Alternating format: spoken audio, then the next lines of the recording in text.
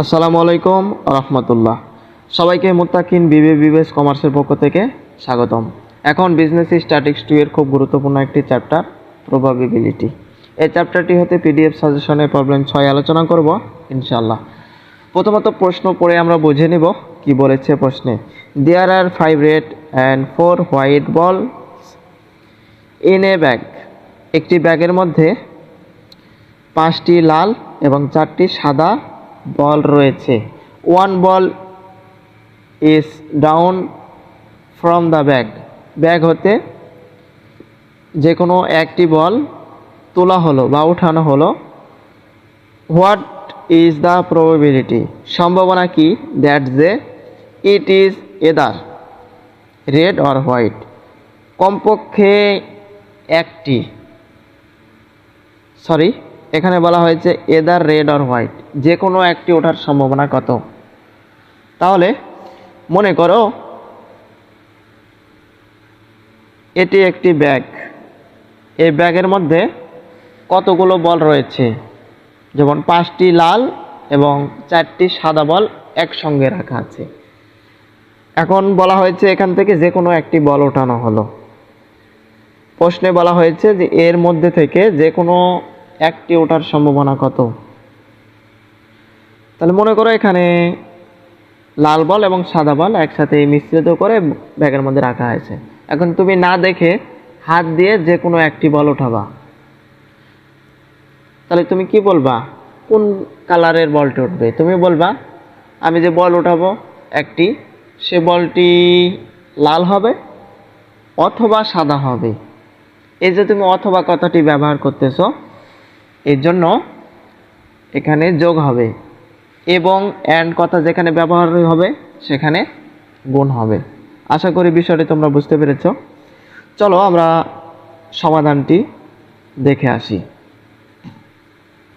প্রথমত যে তথ্যগুলো দেওয়া ছিল আমরা লিখে নেব। গিভেন দ্যাট দেওয়া আছে রেড বলের সংখ্যা দেওয়া ছিল কত? 5টি।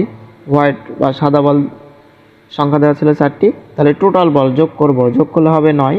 তাহলে আমাদেরকে বলা হয়েছে যে কোনো একটি ওটার সম্ভাবনা কত?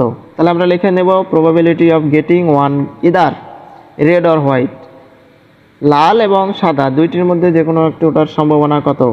আমরা লিখে নেব যে one either red or white, একটি হবে লাল অথবা সাদা। অর্থাৎ এটা যদি আমরা গাণিতিকভাবে লিখব probability of one ball is red, একটি বল লাল হবে অথবা এই যাওয়ার কথাটি আছে এখানে প্লাস হবে probability of one ball is white, অথবা একটি বল সাদা হবে। এখন আমরা জানি সম্ভাবনার ফর্মুলা নিচে হবে মোট সম্ভাবনা, উপরে হবে সম্ভাব্য সম্ভাবনা। তাহলে আমরা এখানে তো লিখলাম যে একটি বল লাল উঠবে, তাহলে নিচে লিখতে হবে মোট সম্ভাবনা। মোট বল ছিল কতটি? 9টি। 9টির মধ্যে থেকে তো একটি উঠবে, তাহলে নিচে লিখতে হবে 9 কম্বাইন 1, আর উপরে লিখতে হবে এখানে যেহেতু লাল বলের সংখ্যা কতটি দেওয়া ছিল? 5টি। তাহলে 5টি লালের মধ্যে থেকে তো একটি লাল উঠবে, তাহলে উপরে লিখতে হবে 5 কম্বাইন 1। যোগ ছিল যোগ।